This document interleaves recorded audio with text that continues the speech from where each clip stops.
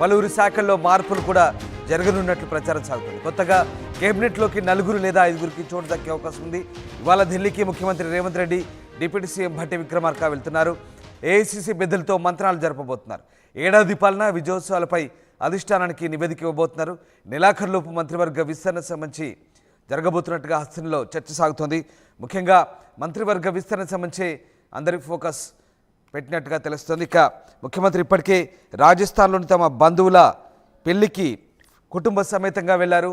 అటునుంచి ఆయన ఢిల్లీ చేరుకోబోతున్నారు. ఢిల్లీకి ఇవాళ ఉప ముఖ్యమంత్రి భట్టి విక్రమార్క కూడా వెళ్ళబోతున్నారు.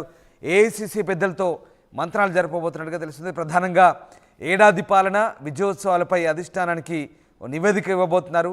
నెలాఖరులోపు మంత్రివర్గ విస్తరణ జరగనున్నట్టుగా హస్తంలో చర్చ జరుగుతుంది. సీఎం రేవంత్ రెడ్డి 2 రోజుల పాటు ఢిల్లీలో మకాం వేయబోతున్నారు. రాజస్థాన్లోని వివాహ వేడుకకు హాజరైన తర్వాత ఆయన ఢిల్లీ వెళ్తున్నారు.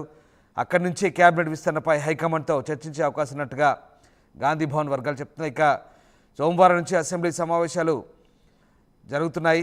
ఈలోపే కొత్త కేబినెట్ కొలువు తీరవచ్చన్న చర్చ సాగుతోంది.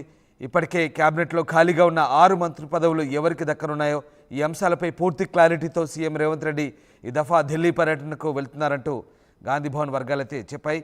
ఇక కాంగ్రెస్ ప్రభుత్వం అధికారంలోకి వచ్చి ఏడాది పూర్తయింది. దీంతో మరొక సీఎం రేవంత్ సహా మరో 11 మంది మంత్రులతో రేవంత్ సర్కార్ ప్రస్థానం నడుస్తోంది.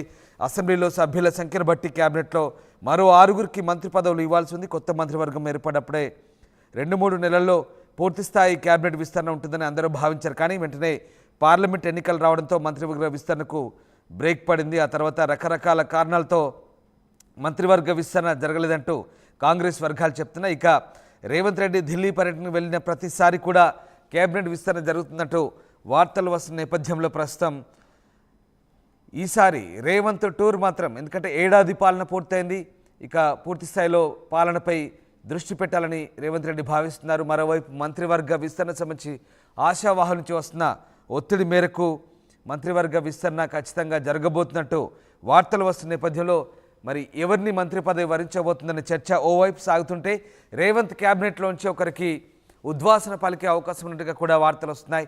ఆ ఒకరు ఎవరికి పదవీ గండం ఉండబోతుందని చర్చ అయితే ప్రస్తుతం జోరుగా సాగుతోంది.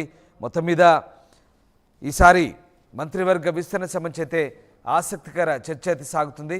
బట్ ఇప్పుడున్న మంత్రివర్గం నుంచి ఒకరిని తొలగిస్తానంటూ వస్తున్న వార్తల నేపథ్యంలో ప్రస్తుతం పొలిటికల్ సర్కిల్లో అయితే ఒక ఇంట్రెస్టింగ్ డిస్కషన్ అయితే సాగుతుంది. ఎస్, మా కరెస్పాండెంట్ రమేష్ జైన్ అవుతున్నారు. రమేష్, ముఖ్యమంత్రి రాజస్థాన్ నుంచి ఢిల్లీ టూర్ బయలుదేరినట్టుగా తెలుస్తుంది. అలాగే ఇటు భట్టి విక్రమార్క కూడా ఢిల్లీ చేరుకోబోతున్నారు.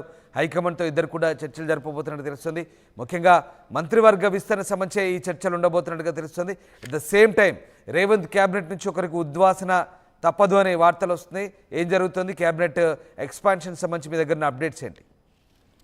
ఖచ్చితంగా ఇప్పటికే మంత్రివర్గ విస్తరణ వాయిదా వేసుకుంటూ వస్తున్నారు. ఇప్పటికీ ఏడాది పాలన పూర్తి చేసుకున్నటువంటి ఆ సందర్భంలో కూడా ఇక మంత్రివర్గ విస్తరణ ఉండబోతుందని కూడా తెలుస్తుంది. ఇవాళ సీఎం రేవంత్ రెడ్డి, అదేవిధంగా deputy CM Bhatti Vikramarka, AICC పెద్దలు మల్లికార్జున ఖర్గే, రాహుల్ గాంధీతో కూడా భేటీ కాబోతున్నారు. ఇప్పటికే హస్తినా చేరుకున్నటువంటి డిప్యూటీ సీఎం భట్టి విక్రమార్క రాహుల్ గాంధీతో భేటీ కావడం జరిగింది. అదేవిధంగా జైపూర్ నుంచి నేరుగా సీఎం రేవంత్ రెడ్డి కూడా అక్కడికి రానున్నట్లు కూడా తెలుస్తుంది. ఏదైతే పెండింగ్ లో ఉన్నటువంటి 6 మంత్రి పదవుల్లో మొదటగా ఒక 4 మంత్రి పదవులు మాత్రం భర్తీ చేసే అవకాశం అయితే కనిపిస్తుందని చెప్పవచ్చు. అదేవిధంగా ఒకరికి ఉద్వాసన పదవి గండం అంటూ కూడా చర్చ కొనసాగుతుంది.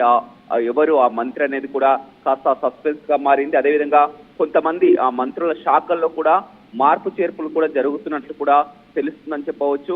అదేవిధంగా చూసినట్లయితే మొత్తం ఏడాది పాలన పూర్తి చేసుకున్న సందర్భంగా ఏడాది పాలనపై, అదేవిధంగా విజయోత్సవాలపై కూడా మొత్తం అధిష్టానానికి నివేదిక ఇవ్వనున్నారని చెప్పవచ్చు. 6 మంత్రి పదవులు ఖాళీ ఉన్నప్పటికీ కూడా 4 మంత్రి పదవుల విషయంలో మాత్రం ఒక క్లారిటీ వచ్చింది. ముందుగా 4 మంత్రి పదవులను భర్తీ చేయాలని చూస్తున్నారు. మిగతా 2 మంత్రి పదవుల విషయంలో చూసినట్లయితే, ఎందుకంటే వచ్చే సంవత్సరం నుంచి కొత్త సంవత్సరంలో కొంతమంది చాలా వరకు బీఆర్ఎస్ నేతలంతా కూడా పార్టీలో చేరే అవకాశం ఉన్నట్లు కూడా ఒక చర్చలు అయితే జరుగుతున్నాయి. త్వరలో బీఆర్ఎస్ఎల్పీని కూడా విలీనం చేసుకోవాలనే ఒక ఆలోచనలో కూడా సీఎం రేవంత్ రెడ్డి ఉన్నట్లు తెలుస్తుంది. అందుకే 2 మంత్రి పదవులు వచ్చే నేతలకు, ఇతర పార్టీల నుంచి వచ్చే నేతలకు అట్లా వేసి మొదటగా 4 మంత్రి పదవులను భర్తీ చేసే అవకాశం అయితే కనపడుతుందని చెప్పవచ్చు. ఇప్పటికే డిప్యూటీ సీఎం బట్టి విక్రమార్క రాహుల్ గాంధీతో భేటీ అయి ఆదిలాబాద్ నుంచి ప్రేమ్ సాగర్ రావుకి మంత్రి పదవి ఇవ్వాలని కూడా కోరడం జరిగింది. అదేవిధంగా ఇప్పుడైతే మొదటగా ఉమ్మడి జిల్లాల్లో మంత్రి పదవులు